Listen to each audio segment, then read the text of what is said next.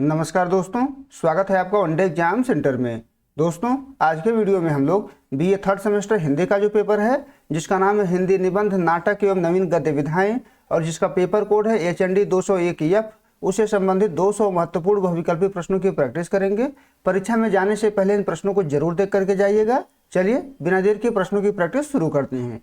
आपका पहला प्रश्न है, आधुनिक हिंदी गद्य का प्रवर्तक किसे माना जाता है? तो आधुनिक हिंदी गद्य का प्रवर्तक भारतेंदु हरिश्चंद्र को माना जाता है। पहले का बी ऑप्शन आपका सही हो जाएगा।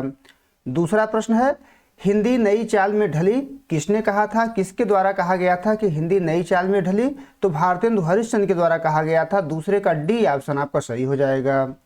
तीसरा प्रश्न है, राजा भोज का सपना किसका ग्रंथ है? किसके द्वारा राजा भोज का सपना लिखा गया था? तो राजा शिव प्रसाद सितारे हिंद के द्वारा लिखा गया था। तीसरे का सी ऑप्शन आपका सही हो जाएगा। चौथा प्रश्न है, जॉन गिलक्रिस्ट हिंदी भाषा के लिए किस लिपि के पक्षपाती थे? तो देवनागरी लिपि के पक्षपाती थे। चौथे का डी ऑप्शन आपका सही हो जाएगा।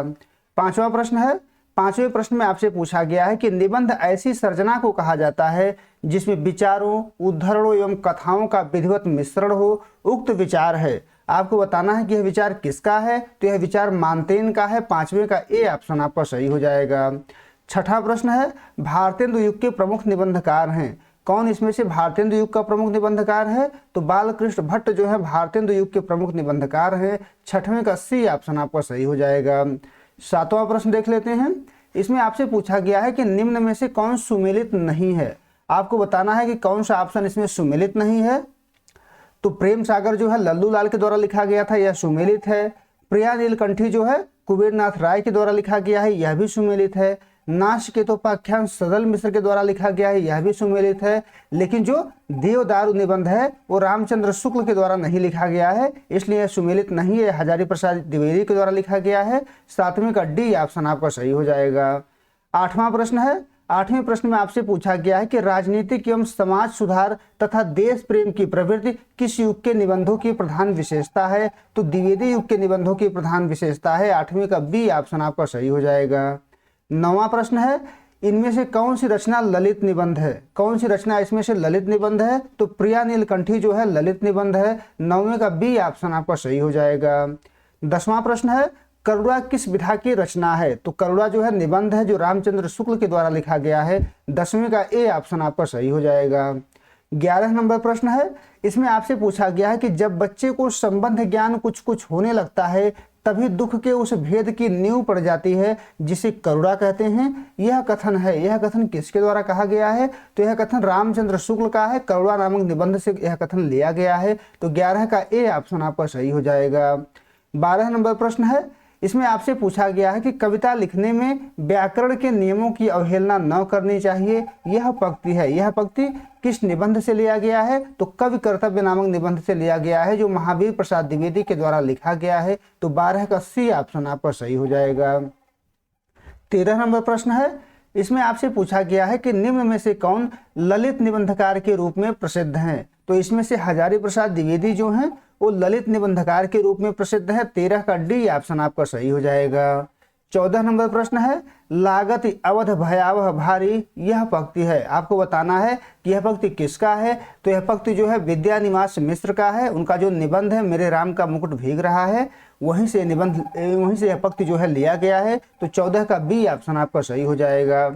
15 नंबर प्रश्न है, इसमें आपसे पूछा गया है कि भारतेंदु का नाटक नहीं है। इसमें से कौन सा नाटक भारतेंदु हरिश्चंद्र के द्वारा नहीं लिखा गया है? तो राजश्री जो नाटक है वो भारतेंदु हरिश्चंद्र के द्वारा नहीं लिखा गया है, यह जयशंकर प्रसाद के द्वारा लिखा गया है। इसके अलावा भारत दुर्दशा, अंधेर नगरी और चंद्रावली, ये तीनों नाटक भारतेंदु हरिश्चंद्र के द्वारा ही लिखे गए हैं। तो 15 का सी ऑप्शन आपका सही हो जाएगा। 16 नंबर प्रश्न है, इसमें आपसे पूछा गया है कि प्रसाद युग के नाटककार नहीं है। कौन इसमें से प्रसाद युग का नाटककार नहीं है? तो मोहन राकेश जो है प्रसाद युग के नाटककार नहीं है, ये प्रसाद युग के बाद के नाटककार हैं। इनके अलावा लक्ष्मी नारायण मिश्र, हरिकृष्ण प्रेमी और गोविंद दास, ये सभी प्रसाद युग के ही नाटककार हैं। तो 16 का सी ऑप्शन आपका सही हो जाएगा। 17 नंबर प्रश्न है, इसमें आपसे पूछा गया है कि आवारा मसीहा जीवनी है, किसकी जीवनी है? तो शरद चंद्र की जीवनी है। शरद चंद्र के ऊपर इसको लिखा गया है, विष्णु प्रभाकर के द्वारा यह लिखा गया है। तो 17 का सी ऑप्शन आपका सही हो जाएगा। 18 नंबर प्रश्न है, इसमें आपसे पूछा गया है कि हिंदी की पहली आत्मकथा है, हिंदी की पहली आत्मकथा क्या है? तो अर्ध कथानक जो है हिंदी की पहली आत्मकथा है, जो 1641 ईस्वी में बनारसी दास जैन के द्वारा ब्रजभाषा में लिखा गया था। तो 18 का सी ऑप्शन आपका सही हो जाएगा। 19 नंबर प्रश्न है, इसमें आपसे पूछा गया है कि हरिवंश राय बच्चन की आत्मकथा नहीं है। कौन इसमें से हरिवंश राय बच्चन की आत्मकथा नहीं है? तो अपनी खबर जो है हरिवंश राय बच्चन की आत्मकथा नहीं है, यह पांडे बेचन शर्मा उग्र की आत्मकथा है। इसके अलावा नीड़ का निर्माण फिर, बसेरे से दूर, 10 द्वार से सोपान तक, ये सभी हरिवंश राय बच्चन की ही आत्मकथा है। तो 19 का सी ऑप्शन आपका सही हो जाएगा। 20 नंबर प्रश्न है, इसमें आपसे पूछा गया है कि तूफानों के बीच रिपोर्टाज है। किसका रिपोर्टाज है तूफानों के बीच? तो रागे राघव का रिपोर्टाज है। 20वें का बी ऑप्शन आपका सही हो जाएगा। 21 नंबर प्रश्न है, जयशंकर प्रसाद का नाटक नहीं है। इसमें से कौन सा नाटक जयशंकर प्रसाद का नहीं है? तो झांसी की रानी जयशंकर प्रसाद का नाटक नहीं है, यह वृंदावन लाल वर्मा का उपन्यास है। तो 21 का सी ऑप्शन आपका सही हो जाएगा। 22 नंबर प्रश्न है, कस्तूरी कुंडली बसे आत्मकथा है। किसकी आत्मकथा है कस्तूरी कुंडली बसे? तो यह जो आत्मकथा है वो मैत्रेयी पुष्पा की आत्मकथा है। 22 का बी ऑप्शन आपका सही हो जाएगा। 23 नंबर प्रश्न है, इसमें आपसे पूछा गया है कि ध्रुवस्वामिनी नाटक के 2 पुरुष पात्र हैं। कौन इसमें से ध्रुवस्वामिनी नाटक के 2 पुरुष पात्र हैं? तो रामगुप्त है और चंद्रगुप्त है। 23 का ए ऑप्शन आपका सही हो जाएगा। 24 नंबर प्रश्न है, इसमें आपसे पूछा गया है कि सही सुमेलित नहीं है। कौन सा कथन इसमें से सही नहीं सुमेलित है?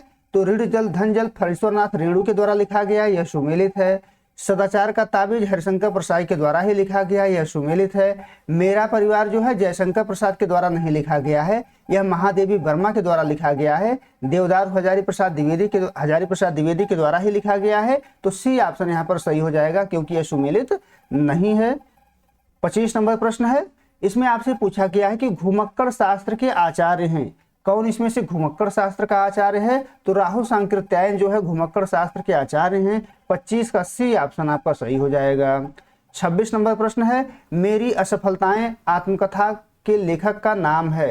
किसके द्वारा यह मेरी असफलताएं नामक आत्मकथा लिखा गया है? तो बाबू गुलाब राय के द्वारा लिखा गया है। 26 का सी ऑप्शन आपका सही हो जाएगा। 27 नंबर प्रश्न है, इनमें से व्यंग्यकार हैं। कौन इसमें से व्यंग्यकार है? तो हरिशंकर परसाई इसमें से व्यंग्यकार हैं। 27 का सी ऑप्शन आपका सही हो जाएगा। 28 नंबर प्रश्न है, ध्रुवस्वामिनी नाटक किस रचना पर आधारित है? तो ध्रुवस्वामिनी नाटक जो है देवी चंद्रगुप्त पर आधारित है। ये ऑप्शन आपका 28 का सही हो जाएगा। 29 नंबर प्रश्न है, इसमें आपसे पूछा गया है कि इनमें से कौन सा पात्र ध्रुवस्वामिनी नाटक से संबंधित नहीं है? तो अलका जो है ध्रुवस्वामिनी नाटक की पात्र नहीं है, यह जयशंकर प्रसाद के चंद्रगुप्त नाटक की पात्र है। तो सी ऑप्शन आपका 29 का सही हो जाएगा। इसके अलावा रामगुप्त, मिहिरदेव, शिखर स्वामी, ये सभी जो है ध्रुवस्वामिनी नाटक के ही पात्र हैं। आगे बढ़ते हैं, 30 नंबर प्रश्न देख लेते हैं।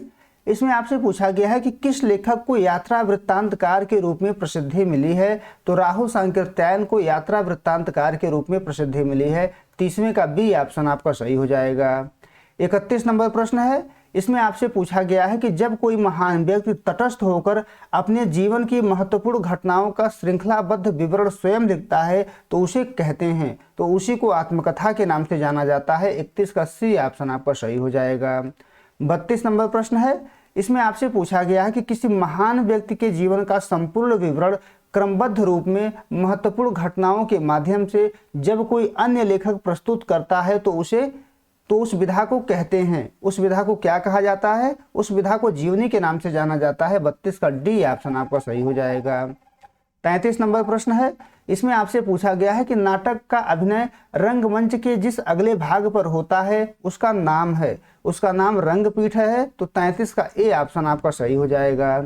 34 नंबर प्रश्न है, इसमें आपसे पूछा गया है कि विवाह, मुक्त एवं पुनर्विवाह की समस्या प्रसाद ने किस नाटक में उठाया है? तो ध्रुवस्वामिनी नाटक में उठाया है, जो 1933 में इनके द्वारा लिखा गया था। 34 का सी ऑप्शन आपका सही हो जाएगा। 35 नंबर प्रश्न है, मेरी जीवन यात्रा किस विधा की रचना है? तो मेरी जीवन यात्रा जो है आत्मकथा विधा की रचना है, जो राहु सांकृत्यायन के द्वारा लिखा गया था। बी ऑप्शन आपका 35 का सही हो जाएगा। 36 नंबर प्रश्न है, इनमें से कौन सा तत्व नाटक के लिए अनिवार्य है? तो अभिनेता, रंगमंच और पात्र, ये सभी नाटक के लिए अनिवार्य तत्व हैं। 36 का डी ऑप्शन आपका सही हो जाएगा, उपर्युक्त सभी। 37 नंबर प्रश्न है, इसमें आपसे पूछा गया है कि मेरी इच्छा भारतीय इतिहास के अप्रकाशित अंश में से उन प्रकांड घटनाओं का दिग्दर्शन कराने की है जिन्होंने हमारी स्थिति को बनाने का बहुत कुछ प्रयत्न किया है। यह कथन है, किसके द्वारा यह कथन कहा गया है? यह कथन जो है जयशंकर प्रसाद के द्वारा कहा गया है। 37 का सी ऑप्शन आपका सही हो जाएगा। 38 नंबर प्रश्न है, इसमें आपसे पूछा गया है कि मेरा परिवार किस विधा की रचना है? मेरा परिवार जो है रेखा चित्र है जो महादेवी वर्मा के द्वारा लिखा गया है। 38 का ए ऑप्शन आपका सही हो जाएगा। 39 नंबर प्रश्न है, यहाँ प्रश्न कर लीजिएगा। निराला की साहित्य साधना है। निराला की साहित्य साधना जो है जीवनी है जो निराला के ऊपर रामविलास शर्मा के द्वारा लिखा गया है। ए ऑप्शन आपका 39 का सही हो जाएगा। 40 नंबर प्रश्न है, इसमें आपसे पूछा गया है कि इनमें से किस रचना में पशु पक्षियों का उल्लेख हुआ है? तो मेरा परिवार जो महादेवी वर्मा का रेखा चित्र है इसमें पशु पक्षियों का उल्लेख हुआ है। 40 का बी ऑप्शन आपका सही हो जाएगा। 41 नंबर प्रश्न है, इसमें नाटक विधा की रचना नहीं है। कौन नाटक विधा की रचना नहीं है? तो नाटक जारी है, यह नाटक विधा की रचना नहीं है बल्कि यह एक कविता है। इसके अलावा सज्जन, अंधेर नगरी और रक्षाबंधन ये तीनों नाटक है। तो 41 का बी ऑप्शन आपका सही हो जाएगा। 42 नंबर प्रश्न है, इसमें आपसे पूछा गया है कि महादेवी वर्मा ने अपने समकालीन साहित्यकारों के संस्मरण किस पुस्तक में लिखा है? तो अपने समकालीन साहित्यकारों का संस्मरण महादेवी वर्मा ने पथ के साथी नामक जो है पुस्तक में लिखा हुआ है। 42 का डी ऑप्शन आपका सही हो जाएगा। 43 नंबर प्रश्न है, दलित आत्मकथा नहीं है। इसमें से कौन सी आत्मकथा दलित आत्मकथा नहीं है? तो अपनी खबर जो है दलित आत्मकथा नहीं है, बाकी सभी अपनी अपनी पिंजरे, जूठन और मुर्दहिया ये तीनों दलित आत्मकथा हैं। तो 43 का ए ऑप्शन आपका सही हो जाएगा। 44 नंबर प्रश्न है, जिनके साथ जिया 30 वर्ष का साथी रचना है। किसकी रचना है? रामविलास शर्मा की रचना है। 44 का डी ऑप्शन आपका सही हो जाएगा। 45 नंबर प्रश्न है, वन को निगर गए दो भाई पंक्ति किस निबंध में है? तो करुणा नामक निबंध में है जो रामचंद्र शुक्ल के द्वारा लिखा गया है। 45 का ए ऑप्शन आपका सही हो जाएगा। 46 नंबर प्रश्न है, प्रत्येक व्यक्ति के मन में कुछ न कुछ लगता ही रहता है। मजेदार बात यह है कि व्यक्ति का लगना अलग अलग होता है। यह कथन है, यह कथन किसका है? तो यह कथन हजारी प्रसाद द्विवेदी का है जो देवदारू नामक निबंध से लिया गया है। 46 का बी ऑप्शन आपका सही हो जाएगा। 47 नंबर प्रश्न है, संस्कृति का शेष नाग में वर्णित है। क्या वर्णित है? तो किसान संस्कृति का वर्णन इसमें किया गया है। 47 का ए ऑप्शन आपका सही हो जाएगा। 48 नंबर प्रश्न है, इसमें आपसे पूछा गया है कि दुख की श्रेणी में प्रवृत्ति के विचार से करुणा का उल्टा क्रोध है। यह कथन है, यह कथन रामचंद्र शुक्ल का है जो उनके करुणा नामक निबंध से लिया गया है। 48 का ए ऑप्शन आपका सही हो जाएगा। 49 नंबर प्रश्न है, इसमें आपसे पूछा गया है कि अर्थ सौरस्य ही कविता का प्राण है। यह कथन है, यह कथन किसके द्वारा कहा गया है? तो यह कथन महावीर प्रसाद द्विवेदी का है जो उनके कवि कर्तव्य नामक निबंध से लिया गया है। 49 का ए ऑप्शन आपका सही हो जाएगा। 50 नंबर प्रश्न है, इसमें आपसे पूछा गया है कि कैसी मंगल प्रभात की कल्पना थी और कैसी अंधेरी काल रात्रि आ गई। यह कथन है, यह कथन मेरे राम का मुकुट भीग रहा है निबंध से लिया गया है जो विद्यानिवास मिश्र के द्वारा लिखा गया है। तो 50 का बी ऑप्शन आपका सही हो जाएगा। 51 नंबर प्रश्न है, इसमें आपसे पूछा गया है कि शुक्ल जी ने खड़ी बोली गद्य की प्रथम रचना किसे माना है? शुक्ल जी ने खड़ी बोली गद्य की प्रथम रचना चंद छंद वर्णन की महिमा को माना हुआ है जो 1556 ईस्वी में गंग कवि के द्वारा लिखा गया था। बी ऑप्शन आपका यहाँ पर 51 का सही हो जाएगा। 52 नंबर प्रश्न है, चिंतामणि किसके निबंधों का संग्रह है? तो चिंतामणि जो है रामचंद्र शुक्ल के निबंधों का संग्रह है जो 4 भाग में प्रकाशित हुआ था। ए ऑप्शन आपका 52 का सही हो जाएगा।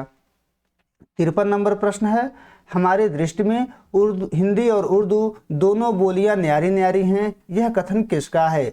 किसके द्वारा यह कथन कहा गया है? तो यह कथन राजा लक्ष्मण सिंह का है। 53 का ए ऑप्शन आपका सही हो जाएगा।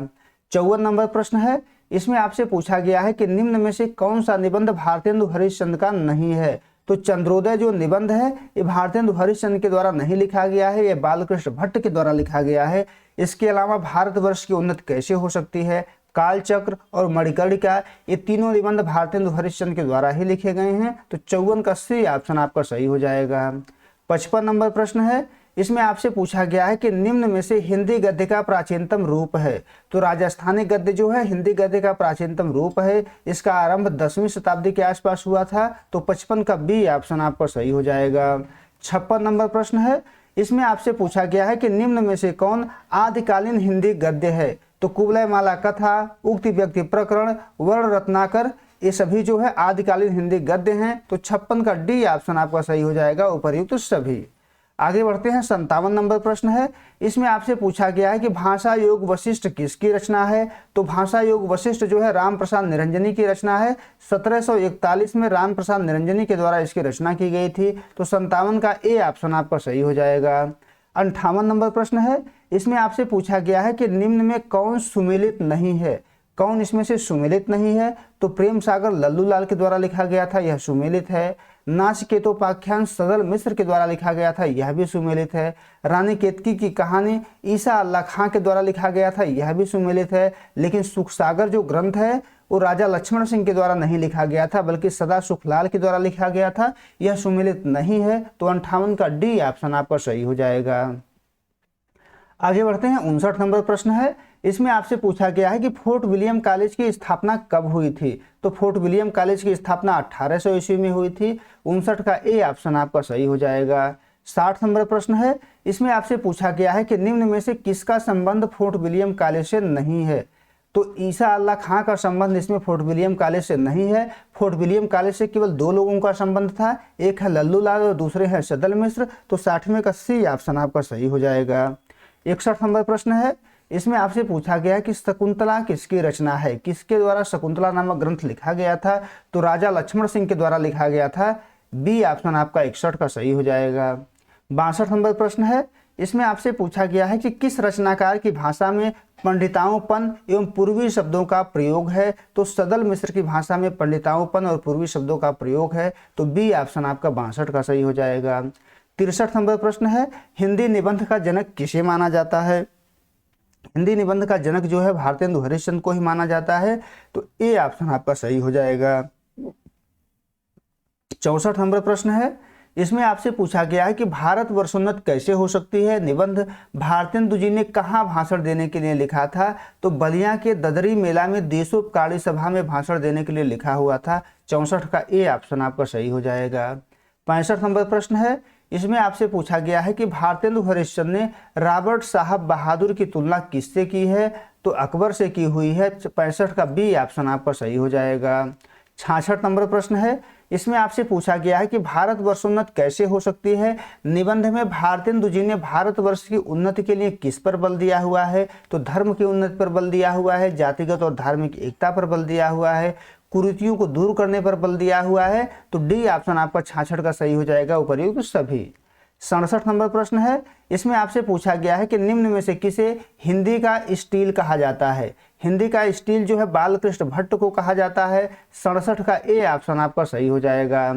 68 नंबर प्रश्न है, इसमें आपसे पूछा गया है कि बालकृष्ण भट्ट का निबंध साहित्य जन समूह के हृदय का विकास है किस पत्रिका में प्रकाशित हुआ था? तो यह जो है हिंदी प्रदीप नामक पत्रिका में प्रकाशित हुआ था। 68 का बी ऑप्शन आपका सही हो जाएगा।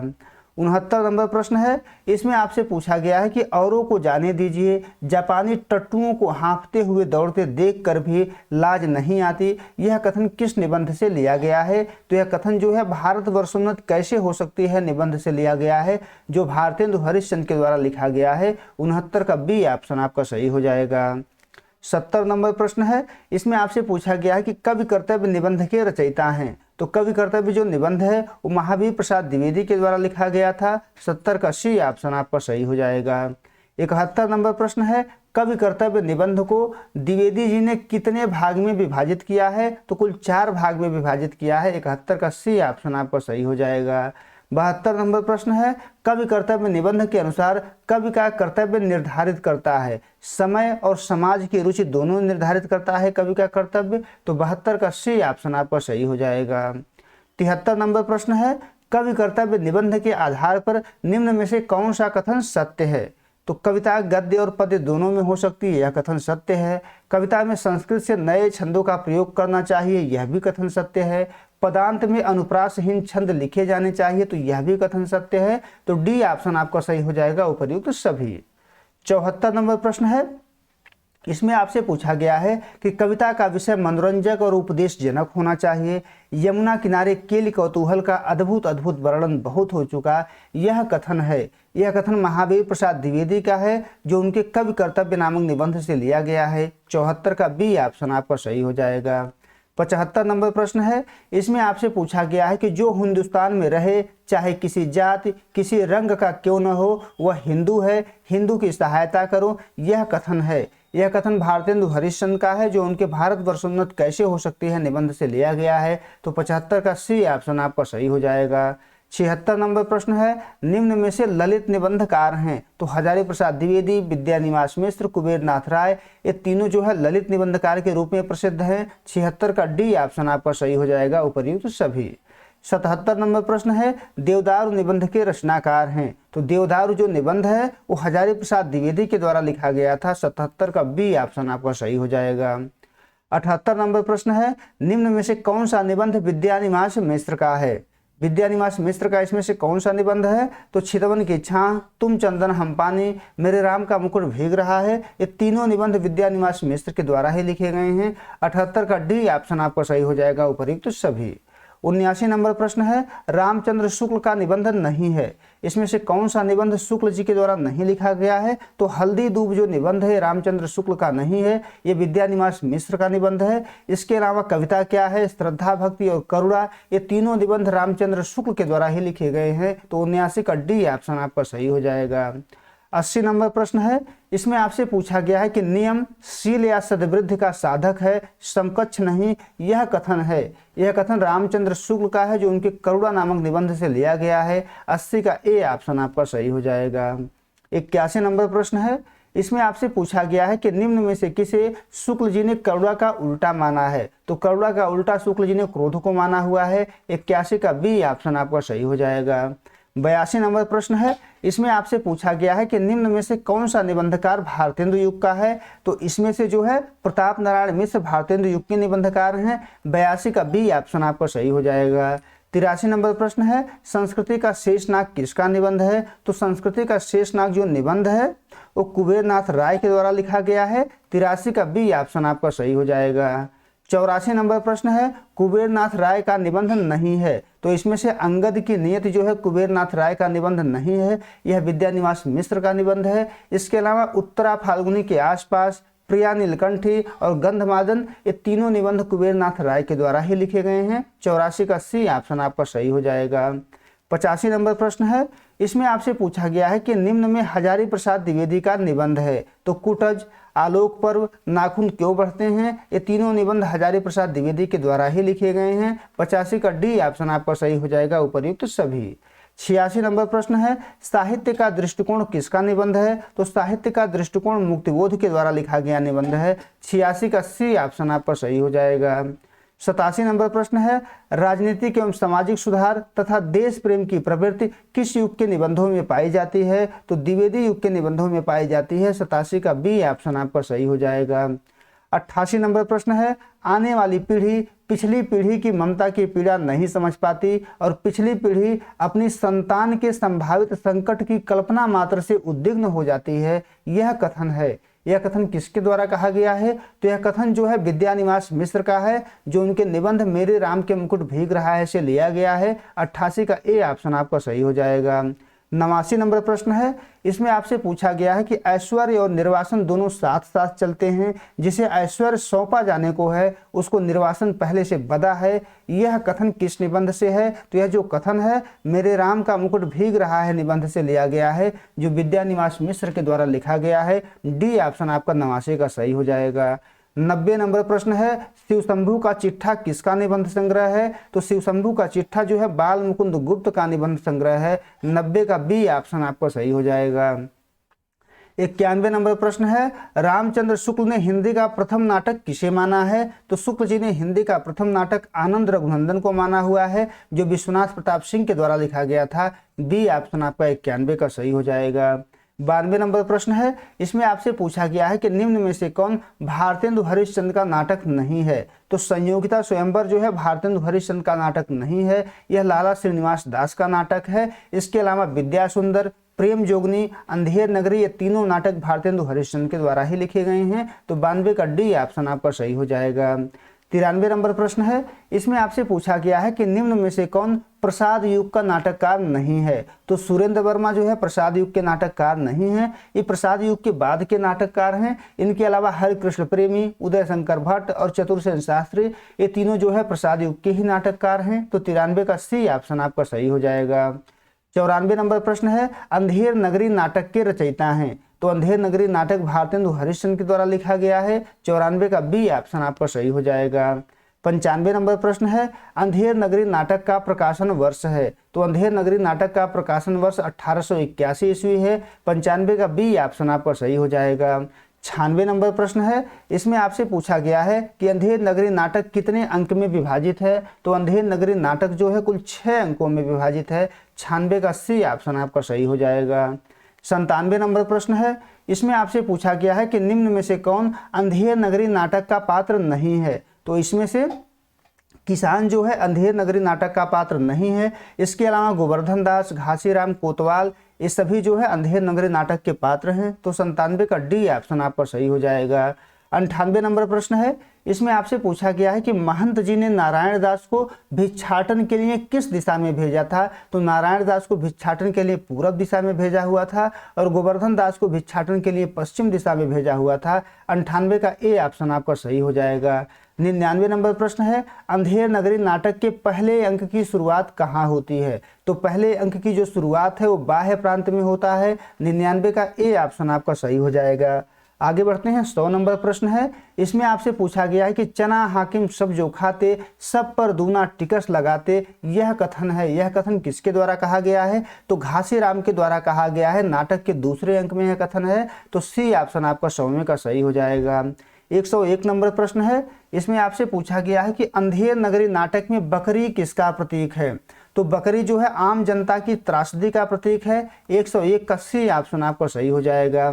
102 नंबर प्रश्न है, इसमें आपसे पूछा गया है कि अंधेर नगरी नाटक का मंचन सर्वप्रथम किस थिएटर के द्वारा हुआ था। तो सबसे पहले नेशनल थिएटर के द्वारा इसका मंचन हुआ था। 102 का ए ऑप्शन आपका सही हो जाएगा। 103 नंबर प्रश्न है, इसमें आपसे पूछा गया है कि अंधेर नगरी चौपट राजा, टके सिर भाजे टके सिर खाजा, यह कथन कहा गया है, किसके द्वारा कहा गया है। तो यह कथन जो है गोवर्धन दास के द्वारा कहा गया है। गोवर्धन दास इसको नाटक के दूसरे अंक में ही कहा है। तो 103 का बी ऑप्शन आपका यहाँ पर सही हो जाएगा। 104 नंबर प्रश्न देख लेते हैं। 104 नंबर प्रश्न में आपसे पूछा गया है कि अंधेर नगरी नाटक में गोवर्धन दास किसका प्रतीक है। तो गोवर्धन दास जो है लोभ वृत्ति का प्रतीक है। 104 का डी ऑप्शन आपका सही हो जाएगा। 105 नंबर प्रश्न है, इसमें आपसे पूछा गया कि सही सुमेलित नहीं है, कौन सा इसमें से सही सुमेलित नहीं है। तो द्वितीय अंक की शुरुआत जो है बाजार में होता है, सही सुमेलित है। तृतीय अंक का आरंभ जो है जंगल में होता है, यह भी सही सुमेलित है। चतुर्थ अंक का जो आरंभ होता है वो अरण्य में न होकर के राज्यसभा में होता है, तो यही सही सुमेलित नहीं है। सी ऑप्शन आपका यहाँ पर सही हो जाएगा।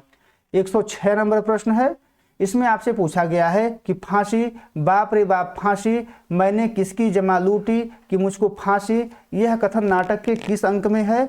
तो यह कथन नाटक के जो है यहाँ पर 5वें अंक में है। 5वें अंक में यह कथन जो है कहा गया है। तो डी ऑप्शन आपका सही हो जाएगा। आगे बढ़ते हैं। 107 नंबर प्रश्न देख लेते हैं। 107 नंबर प्रश्न में आपसे पूछा गया है कि सेत सेत सब एक से, जहां कपूर कपास, ऐसे देश कुदेश में कबहुन कीजिए बास, यह पंक्ति है, किसके द्वारा यह पंक्ति कहा गया है। तो यह पंक्ति जो है महंत के द्वारा कहा गया है। महंत ने इस पंक्ति को नाटक के तीसरे अंक में कहा हुआ है। 107 का डी ऑप्शन आपका सही हो जाएगा। 108 नंबर प्रश्न है, अंधेर नगरी नाटक के चतुर्थ दृश्य का आरंभ होता है। अंधेर नगरी नाटक के चतुर्थ दृश्य का आरंभ कहाँ होता है, आपसे पूछा गया है। तो चतुर्थ दृश्य का जो आरंभ है वो राज्यसभा में होता है। 108 का सी ऑप्शन आपका सही हो जाएगा। 109 नंबर प्रश्न है, इसमें आपसे पूछा गया है कि अंधेर नगरी किसका प्रतीक है। तो अंधेर नगरी जो है अंध व्यवस्था का प्रतीक है। 109 का सी ऑप्शन आपका सही हो जाएगा। 110 नंबर प्रश्न है, इसमें आपसे पूछा गया है कि धर्म अधर्म एक दर्शाई, राजा करे सो न्याय सदाई, यह पंक्ति है, किसके द्वारा यह पंक्ति कहा गया है। तो यह पंक्ति जो है गोवर्धन दास के द्वारा कहा गया है। 110 का ए ऑप्शन आपका सही हो जाएगा। 111 नंबर प्रश्न है। 111 नंबर प्रश्न में आपसे पूछा गया है कि गोवर्धन दास अंधेर नगरी किस राग में गाता है? तो अंधेर नगरी उसके द्वारा राग काफी में गाया जाता है। 111 का सी ऑप्शन आपका सही हो जाएगा। 112 नंबर प्रश्न है। इसमें आपसे पूछा गया है कि अंधाधुंध मचियो सबदेशा मानहु राजा रहत विदेशा, यह पंक्ति नाटक के किस अंक में है? तो यह पंक्ति जो है नाटक के जो है पंचम अंक से लिया गया है। सी ऑप्शन आपका 112 का सही हो जाएगा। गोवर्धन दास के द्वारा यह पंक्ति कहा गया है। 113 नंबर प्रश्न है। इसमें आपसे पूछा गया है कि लोभ पाप का मूल है, लोभ मिटावत मान, लोभ कभी नहीं कीजिए, या में नरक निदान, यह पंक्ति है। यह पंक्ति किसके द्वारा कहा गया है? तो यह पंक्ति महंत के द्वारा कहा गया है। 113 का सी ऑप्शन आपका सही हो जाएगा। नाटक के प्रथम अंक में ही यह पंक्ति कहा गया है। 114 नंबर प्रश्न है। अंधेर नगरी नाटक में महंत जी के कितने चेले हैं? तो कुल 2 चेले हैं, गोवर्धन दास और नारायण दास। 114 का ए ऑप्शन आपका सही हो जाएगा। 115 नंबर प्रश्न है। इसमें आपसे पूछा गया है कि अंधेर नगरी नाटक का 5वां दृश्य कहाँ आरंभ होता है? तो अंधेर नगरी नाटक का जो 5वां दृश्य है वो अरण्य में आरंभ होता है। बी ऑप्शन आपका 115 का सही हो जाएगा। आगे बढ़ते हैं। 116 नंबर प्रश्न देख लेते हैं। इसमें आपसे पूछा गया है कि अंधेर नगरी नाटक में चनेजोर गरम किसके द्वारा बेचा जा रहा था? तो चनेजोर गरम जो है घासी राम के द्वारा बेचा जा रहा था। 116 का सी ऑप्शन आपका सही हो जाएगा। 117 नंबर प्रश्न है।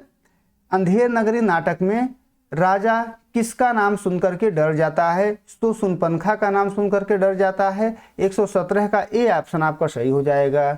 118 नंबर प्रश्न है। इसमें आपसे पूछा गया है कि अंधेर नगरी नाटक में कौन सा रस प्रमुख है? तो हास्य रस इसमें सबसे ज्यादा प्रमुख है। तो सी ऑप्शन आपका 118 का सही हो जाएगा।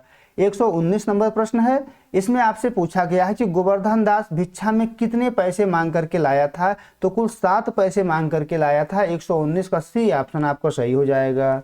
120 नंबर प्रश्न है। अंधेर नगरी है, अंधेर नगरी एक प्रकार का प्रहसन है। तो 120वें का बी ऑप्शन आपका सही हो जाएगा।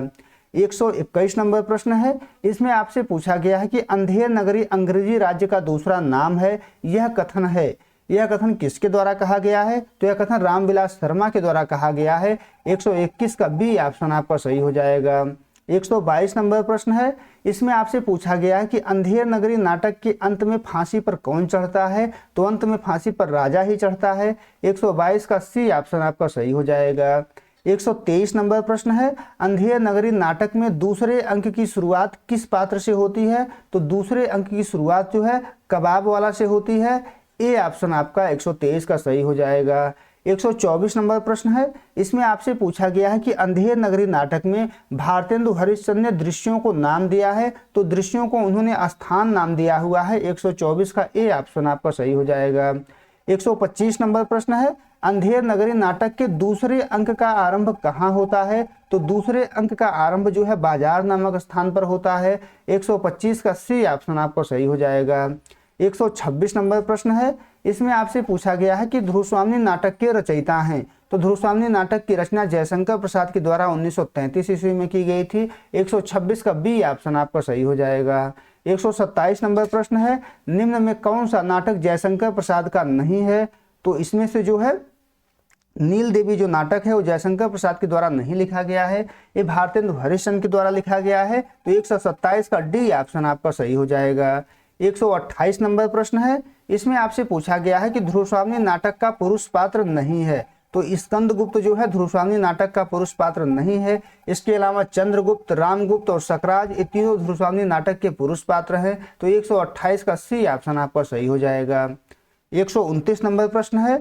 इसमें आपसे पूछा गया है कि निम्न में से कौन ध्रुवस्वामिनी नाटक की स्त्री पात्र है? तो कोमा, मंदाकिनी और खड्गधारणी ये तीनों ध्रुवस्वामिनी नाटक की स्त्री पात्र हैं। 129 का डी ऑप्शन आपका सही हो जाएगा। 130 नंबर प्रश्न है। इसमें आपसे पूछा गया है कि ध्रुवस्वामिनी नाटक का प्रकाशन वर्ष क्या है? तो ध्रुवस्वामिनी नाटक 1933 ईस्वी में प्रकाशित हुआ था। 130वें का डी ऑप्शन आपका सही हो जाएगा। 131 नंबर प्रश्न है। शिखर स्वामी किस नाटक का पात्र है? तो शिखर स्वामी जो है ध्रुवस्वामिनी नाटक का पात्र है। 131 का बी ऑप्शन आपका सही हो जाएगा। 133 नंबर प्रश्न है। इसमें आपसे पूछा गया है कि ध्रुवस्वामिनी नाटक कितने अंक में विभाजित है आपसे पूछा गया है, तो कुल 3 अंक में विभाजित है। 132 का बी ऑप्शन आपका सही हो जाएगा। 133 नंबर प्रश्न है, ध्रुवस्वामिनी नाटक में कुल कितने गीतों का प्रयोग किया गया है? तो ध्रुवस्वामिनी नाटक में कुल 4 गीतों का प्रयोग किया गया है। 133 का सी ऑप्शन आपका सही हो जाएगा। 134 नंबर प्रश्न है, ध्रुवस्वामिनी नाटक किस समस्या पर आधारित है? तो स्त्री अस्मिता की समस्या पर आधारित है। 134 का डी ऑप्शन आपका सही हो जाएगा। 135 नंबर प्रश्न है, ध्रुवस्वामिनी किससे प्रेम करती थी? तो ध्रुवस्वामिनी जो है चंद्रगुप्त से प्रेम करती थी। 135 का बी ऑप्शन आपका सही हो जाएगा। 136 नंबर प्रश्न है, इसमें आपसे पूछा गया है कि सच है वीरता जब भागती है तब उसके पैरों से राजनीतिक छल छंद की धूल उड़ती है। यह कथन किसका है? किसके द्वारा यह कथन कहा गया है? तो यह कथन मंदाकिनी के द्वारा कहा गया है। 136 का बी ऑप्शन आपका सही हो जाएगा। 137 नंबर प्रश्न है, इसमें आपसे पूछा गया है कि ध्रुवस्वामिनी नाटक का आरंभ किस पात्र के संवाद से होता है? तो ध्रुवस्वामिनी के संवाद से ही होता है। 137 का डी ऑप्शन आपका सही हो जाएगा। 138 नंबर प्रश्न है, इसमें आपसे पूछा गया है कि नाटक के लिए कौन सा तत्व अनिवार्य है? नाटक के लिए अभिनेता, रंगमंच, पात्र, ये सभी अनिवार्य हैं। तो 138 का डी ऑप्शन आपका सही हो जाएगा, उपर्युक्त सभी। 139 नंबर प्रश्न है, इसमें आपसे पूछा गया है कि यह मृत्यु और निर्वासन का सुख तुम अकेले ही लोगे, ऐसा नहीं हो सकता, यह कथन किसका है? तो यह कथन नाटक में ध्रुवस्वामिनी के द्वारा कहा गया है। बी ऑप्शन आपका 139 का सही हो जाएगा। 140 नंबर प्रश्न है, इसमें आपसे पूछा गया है कि रामगुप्त का महामंत्री कौन था? तो रामगुप्त का जो महामंत्री था उसका नाम शिखर स्वामी था। 140 का बी ऑप्शन आपका सही हो जाएगा। 141 नंबर प्रश्न है, इसमें आपसे पूछा गया है कि निम्न में से कौन चंद्रगुप्त की वाग्दत्ता थी? तो चंद्रगुप्त की वाग्दत्ता का नाम ध्रुवस्वामिनी है। 141 का बी ऑप्शन आपका सही हो जाएगा। 142 नंबर प्रश्न है, इसमें आपसे पूछा गया है कि पुरुषों ने स्त्रियों को अपनी पशु संपत्ति समझकर उन पर अत्याचार करने का अभ्यास बना लिया है, यह कथन किसका है? तो यह कथन नाटक में ध्रुवस्वामिनी के द्वारा ही कहा जाता है। 142 का बी ऑप्शन आपका सही हो जाएगा। 143 नंबर प्रश्न है, ध्रुवस्वामिनी नाटक किस राजवंश से संबंधित है? तो ध्रुवस्वामिनी जो नाटक है वो गुप्त राजवंश से संबंधित है। 143 का बी ऑप्शन आपका सही हो जाएगा। 144 नंबर प्रश्न है, रामगुप्त के राज्य पर किसके द्वारा आक्रमण किया जाता है? तो रामगुप्त के राज्य पर सकराज के द्वारा आक्रमण किया जाता है। 144 का बी ऑप्शन आपका सही हो जाएगा। 145 नंबर प्रश्न है, इसमें आपसे पूछा गया है कि ध्रुवस्वामिनी नाटक का नायक कौन है? तो ध्रुवस्वामिनी नाटक का जो नायक है उसका नाम चंद्रगुप्त है। ए ऑप्शन आपका 145 का सही हो जाएगा। 146 नंबर प्रश्न है, समुद्रगुप्त का वास्तविक उत्तराधिकारी कौन था? तो समुद्रगुप्त का वास्तविक उत्तराधिकारी चंद्रगुप्त ही था। बी ऑप्शन आपका 146 का सही हो जाएगा।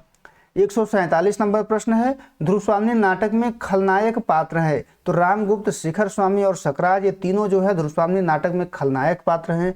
147 का डी ऑप्शन आपका सही हो जाएगा। 148 नंबर प्रश्न है, कोमा किससे प्रेम करती थी? तो कोमा जो है सकराज से प्रेम करती थी। 148 का बी ऑप्शन आपका सही हो जाएगा।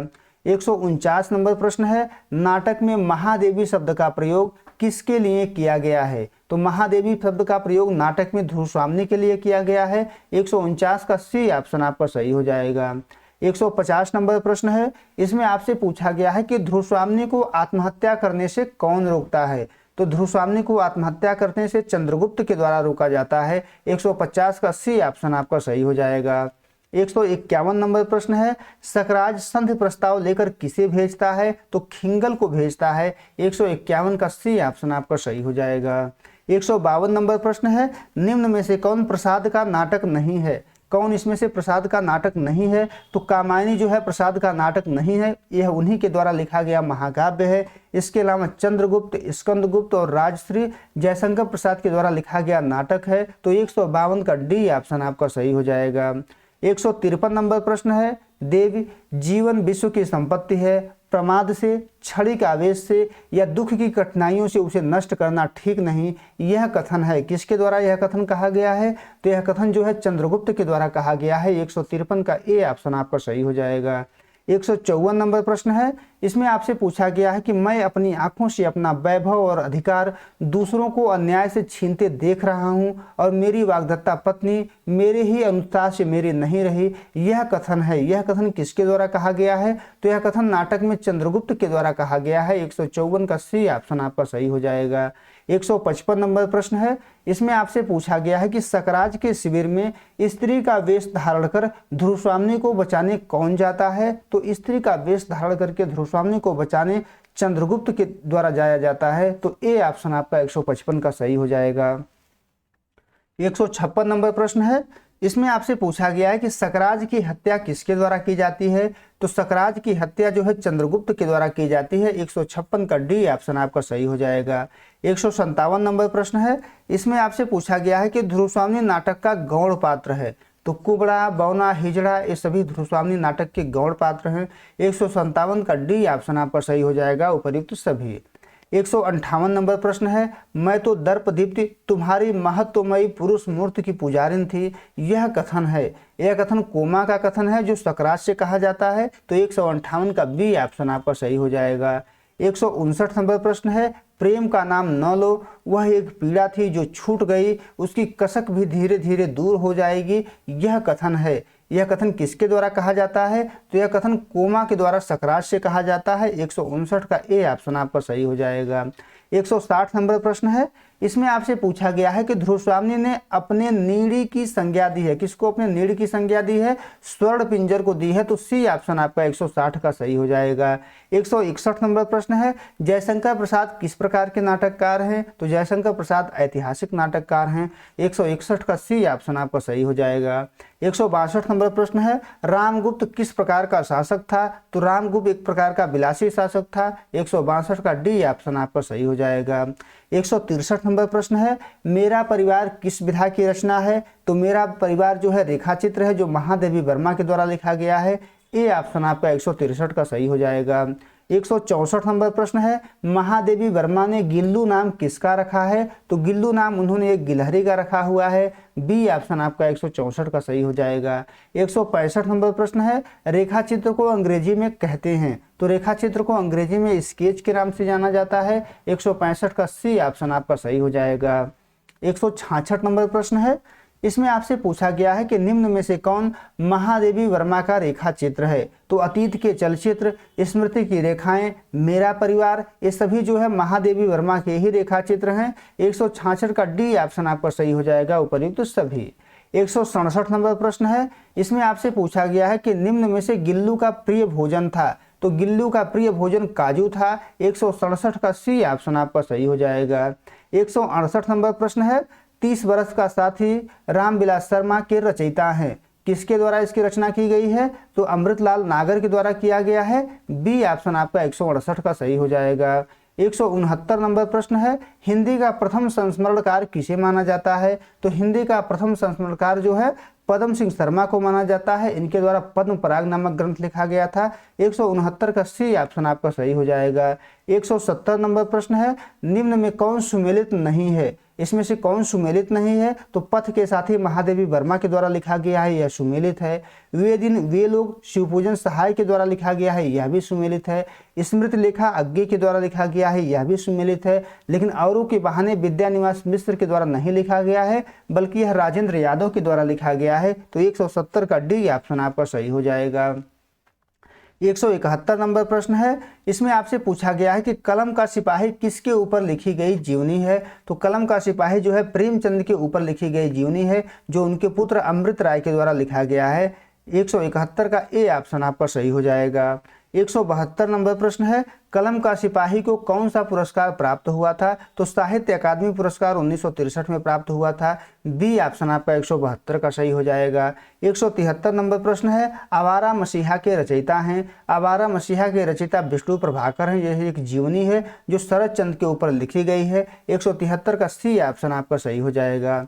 174 नंबर प्रश्न है, प्रेमचंद घर में किस विधा की रचना है? तो प्रेमचंद घर में जीवनी विधा की रचना है, जो प्रेमचंद की पत्नी शिवरानी देवी के द्वारा लिखा गया है। बी ऑप्शन आपका 174 का सही हो जाएगा। 175 नंबर प्रश्न है, रिपोर्टाज किस भाषा का शब्द है? तो रिपोर्टाज जो है फ्रांसीसी भाषा का शब्द है। 175 का ए ऑप्शन आपका सही हो जाएगा। 176 नंबर प्रश्न है, हिंदी में रिपोर्टाज का जनक किसे माना जाता है? तो हिंदी में रिपोर्टाज का जनक शिवदान सिंह चौहान को माना जाता है। इन्होंने लक्ष्मीपुरा नाम का रिपोर्टाज सबसे पहले लिखा था। तो बी ऑप्शन आपका 176 का सही हो जाएगा। 177 नंबर प्रश्न है, इसमें आपसे पूछा गया है कि ऋण जल धन जल के रचयिता हैं, तो इसके रचयिता फणीश्वर नाथ रेणु हैं। 177 का बी ऑप्शन आपका सही हो जाएगा। 178 नंबर प्रश्न है, इसमें आपसे पूछा गया है कि ऋण जल धन जल का आशय है, ऋण जल धन जल का आशय बाढ़ और सूखे से है। तो सी ऑप्शन आपका 178 का सही हो जाएगा। 179 नंबर प्रश्न है, फणीश्वर नाथ रेणु का जन्म कब हुआ था? तो इनका जन्म 1921 ईस्वी में हुआ था। ए ऑप्शन आपका 179 का सही हो जाएगा। 180 नंबर प्रश्न है, इसमें आपसे पूछा गया है कि निम्न में से कौन रेणु जी की रिपोर्टाज है? तो नेपाली क्रांति कथा, श्रुत अश्रुत पूर्व, एकलव्य के नोट, ये तीनों जो है रेणु जी की ही रिपोर्टाज हैं। तो 180 का डी ऑप्शन आपका सही हो जाएगा, उपर्युक्त सभी। 181 नंबर प्रश्न है, भोला राम का जीव किस विधा की रचना है? तो व्यंग विधा की रचना है, जो हरिशंकर परसाई के द्वारा लिखा गया है। 181 का बी ऑप्शन आपका सही हो जाएगा। 182 नंबर प्रश्न है, भोला राम का जीव में सरकारी दफ्तरों की कार्यप्रणाली में किस बात का बोलबाला है? तो रिश्वतखोरी का बोलबाला है। 182 का ए ऑप्शन आपका सही हो जाएगा।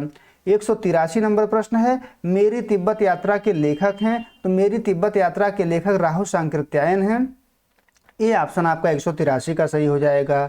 184 नंबर प्रश्न है, हिंदी में यात्रा वृत्तांत की शुरुआत किसने की? तो हिंदी में यात्रा वृत्तांत की शुरुआत भारतेंदु हरिश्चंद्र के द्वारा किया गया है। 184 का बी ऑप्शन आपका सही हो जाएगा। 185 नंबर प्रश्न है, किसके बचपन का नाम केदारनाथ पांडे था? तो राहु सांकृत्यायन के बचपन का नाम केदारनाथ पांडे था। ए ऑप्शन आपका 185 का सही हो जाएगा। 186 नंबर प्रश्न है, इसमें आपसे पूछा गया है कि एक लेखक की डायरी किसकी रचना है? तो एक लेखक की डायरी जो है मुक्तिबोध के द्वारा लिखा गया है। 186 का सी ऑप्शन आपका सही हो जाएगा।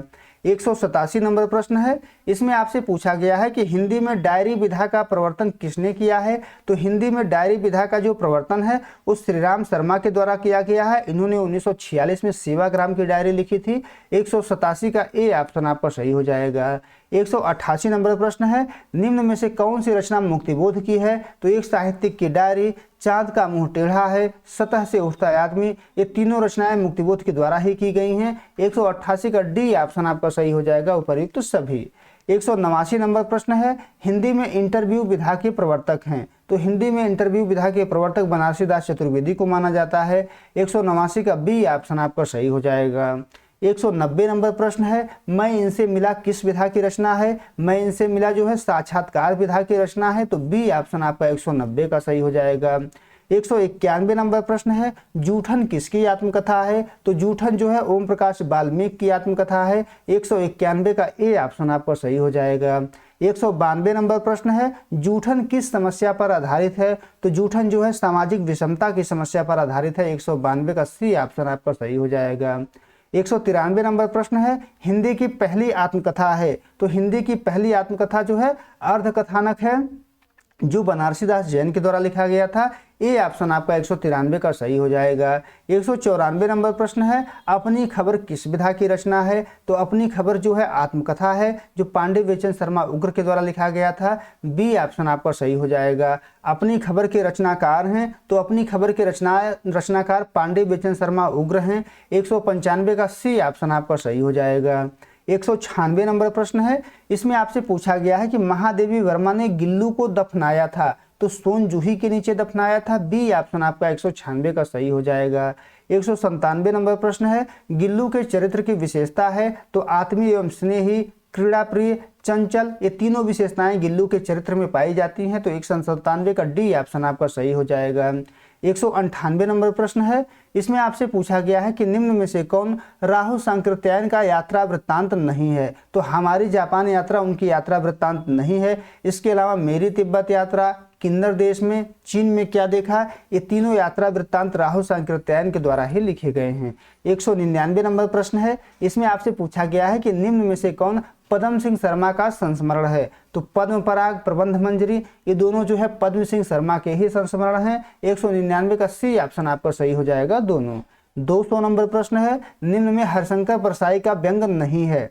तो इसमें से अंगद का पाँव जो है हरिशंकर प्रसाई का व्यंग नहीं है, ये विद्यानिवास मिश्र का व्यंग है। इसके अलावा सदाचार का ताबीज, प्रेमचंद के फटे जूते, शिकायत मुझे भी है, ये सभी हरिशंकर प्रसाई के द्वारा लिखा गया व्यंग है। उम्मीद है दोस्तों आपको ये वीडियो पसंद आया होगा। अगर वीडियो अच्छी लगी तो चैनल को सब्सक्राइब कर लीजिए, वीडियो को लाइक और शेयर कर दीजिए, वीडियो को हाइप भी जरूर दे दीजिएगा। बहुत बहुत धन्यवाद।